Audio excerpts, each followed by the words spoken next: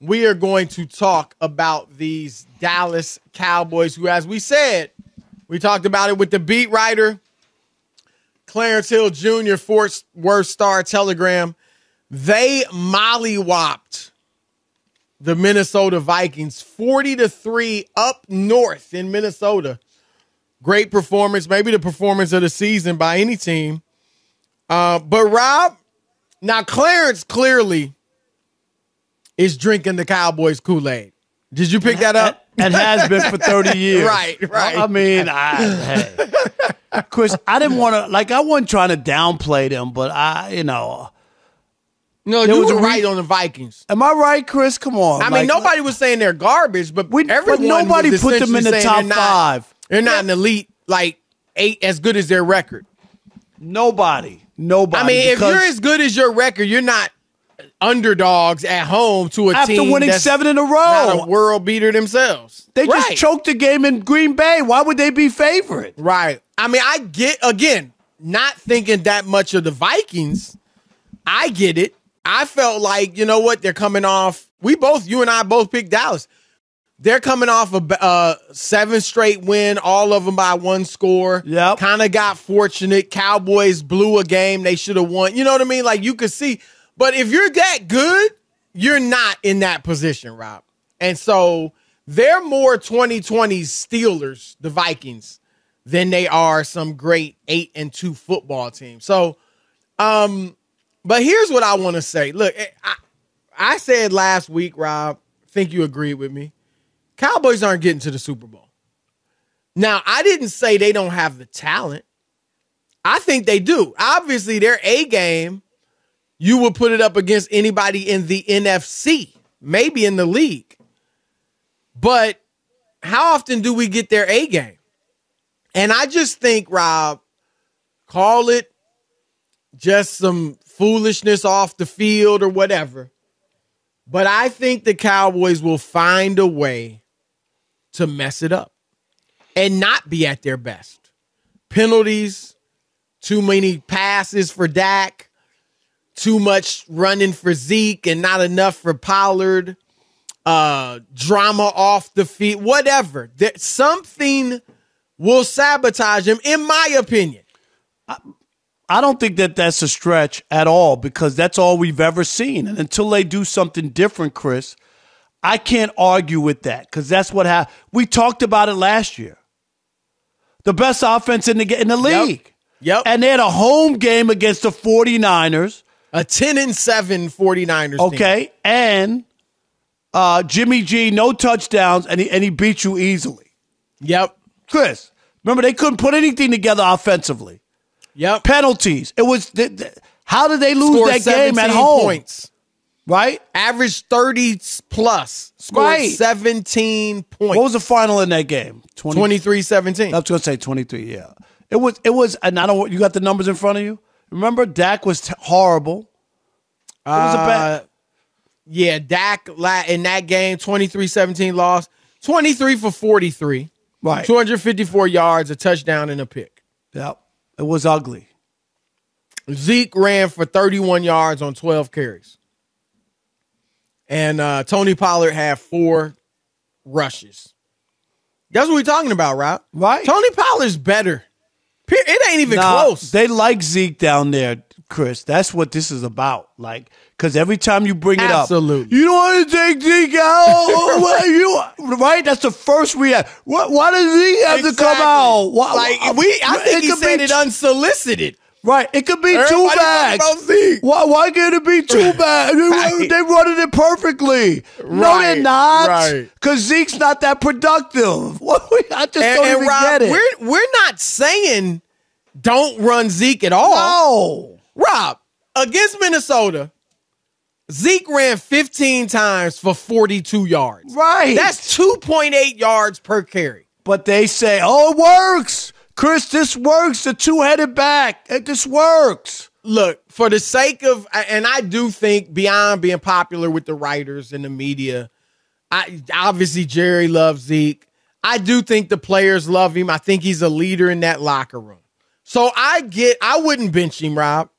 I would stick with him as the starter. I agree. I do think they're going to use 2 backs. And at the goal line, Zeke had 2 touchdowns at the goal line. I'm fine with that. I'm fine with Zeke getting, 8 to 10, 11 rushes a game. He'll soften up the defense a little bit. What I'm saying, and I think what we're saying, is Pollard should get the lion's share of the touches. Both carry, obviously receptions, but carries as well. It's just not even close. He ran 15 times, same as Zeke, for 80 yards, twice as many yards. Right. Same line, same holes. And he doubled the outcome, output. But this is, this is part of it, Chris, in where certain teams don't reach their potentials because they're so stuck on people. Do you know what I mean? Like they're stuck on people. Oh, no, we can't win without Zeke. No, Zeke's got what?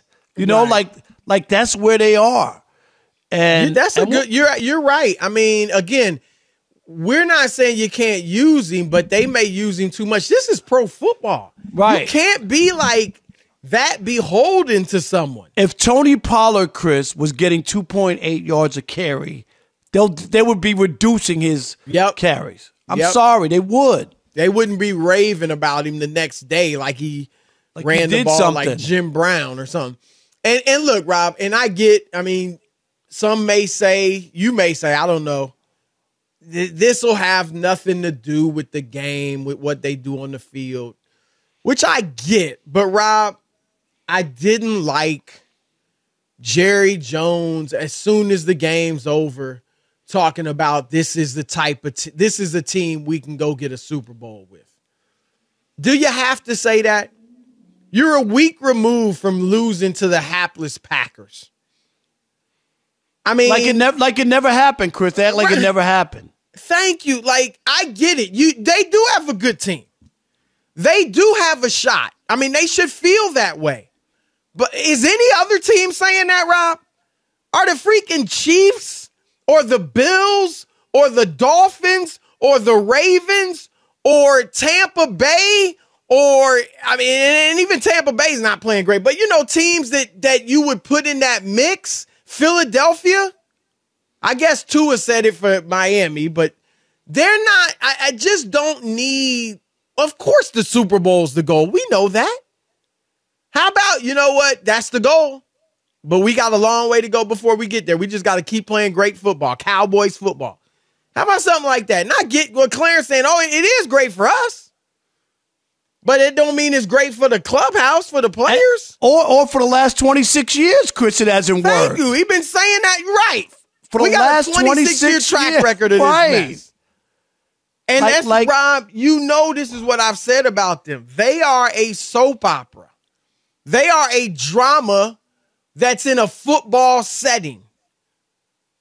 It's not really about football. It's about the drama. It just happens to revolve around football. I know it's a bit of an overstatement, but that's what they remind me of. Bull Durham in a football context. Loving basketball. It really ain't about basketball, but, we'll use that for the drama.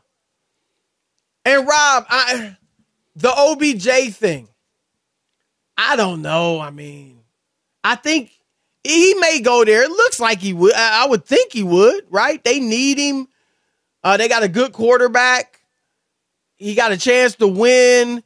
If they do win, Jerry will probably pay him. But how do the other receivers feel?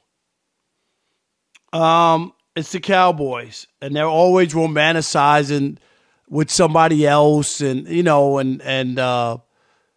they can't feel good. They're like, well, we're winning. We don't have them here. What is this love fest? What if I was constantly tweeting publicly and saying, Nick Wright, I want him on the Odd Couple. Not even to replace you, but just to, I haven't asked you about it, but I'm saying, come on, bring him on. How would that make you feel? Like, you're like, dude, we've been successful. We're good. Right. Why would you mess with what you already have and it's working? And my only thing is, it's fine, Chris. I think it's better if you do it quietly in case it doesn't work out too. Like, because, okay, now He doesn't come here. He doesn't come to the Cowboys. Now what? Right. Now what he said to those receivers that you were courting and flirting with him openly in public. Okay. Oh, yeah, now, guys, go ahead, go out there and make those plays. Okay. We're good. We didn't need him. We didn't need him anyway, right.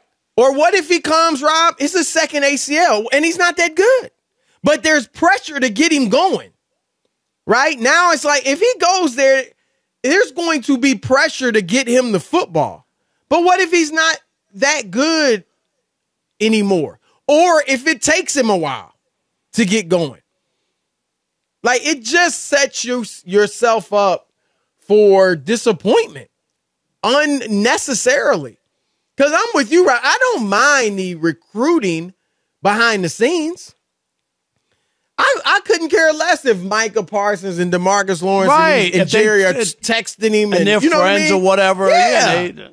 Calling him, get words to OBJ. We want him, man. Like, that's fine. But so publicly, it's almost like you're trying to date somebody and they're not sure they want you, right? And you're trying to convince think about them. You and another dude, right? But yeah, you publicly, I want her. Well, what if she chooses him? Now you look stupid. Now what? Right. God knows I've have. Oh, I'm sorry. So, Rob, I don't know. To me, it's just emblematic of the Cowboys. Typical Cowboys. Yeah, no, typical. That's and what you said to start the segment is true. That deep down, we always feel like something's going to happen. At some point, they'll be coming off this. That we picked them to win the division, Chris. We did, both of us. Yep. And everybody was talking about Philadelphia. Didn't we? We picked them. We did. We weren't sure. We did. We weren't sure about Philadelphia yet. And they wind up, who knows, winning the division. We'll see, and then what happens in the postseason. But that's why I asked Clarence about this season, because it is about the postseason. It is Absolutely. about it is for totally the Cowboys, about that, because this Rob. has just been the Completely. same. We talked about it before. There's only been like 3 or 4 teams that haven't been to a conference championship game in the last 25 years or so, and the Cowboys are one. The fact that they're one of them is ridiculous. Crazy. Because they have always, not always, but up till the last 25 years, they were always a really good team for the most part. And it's an embarrassment, to be honest, Rob. It's good. It'd be like the Lakers or the Celtics. Celtics have been great lately. At least they got a ring in 2008, but they're good now, right? It'd be like one of those teams being horrible for a quarter of a century. Because our younger listeners don't even remember when the Cowboys were good, Rob. And so, I think are you with me on this? They have the talent, the ability to get to the Super Bowl. I'm not saying they should be the favorites in the NFC. No. But they got players, right? They got as good a roster as anybody. The defense is great against the pass. They need work against the run. But I just think all the other mess will sabotage it.